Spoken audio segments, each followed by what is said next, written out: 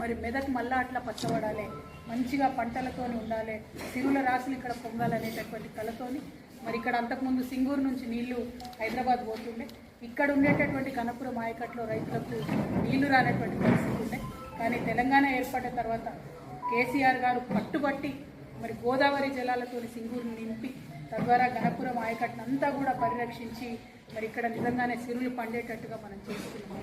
అక్కడితో ఆగిపోకుండా మరి మెదక్ జిల్లాలో ఉండేటటువంటి ప్రతి ఒక్క మండల కేంద్రంలో ప్రతి ఒక్క గ్రామంలో ఉండేటటువంటి చెరువుల్ని పూడికలు తీసుకున్నటువంటి వాటన్నిటినీ కూడా మరి కాలువలతో అనుసంధానం చేసి తప్పకుండా 365 రోజులు చెర్లలో నీళ్లు ఉండాలనేటటువంటి కళ కేసీఆర్ గారికి ఉన్నది.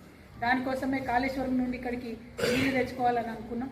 ఆ పనులు సగంలోనే ఇప్పుడు వచ్చినటువంటి ప్రభుత్వం ఆపడం అన్నది నిజంగా దారుణం.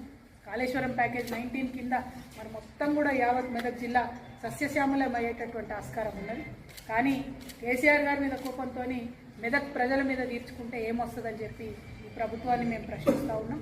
సింగూరు ద్వారా ప్లస్ అదేవిధంగా ప్రతి చెరువుకి ప్రతి మండలానికి ఏదైతే అనుసంధానం చేసుకోవడానికి రామాయణపేట కెనాల్ని మనం నిర్మించుకుంటా ఉన్నామో దాన్ని కొనసాగించవలసిందిగా ఈ ప్రభుత్వాన్ని మెదక్ ప్రజల తరఫున నేను రిక్వెస్ట్ చేస్తా ఉన్నాను. ప్రభుత్వాలను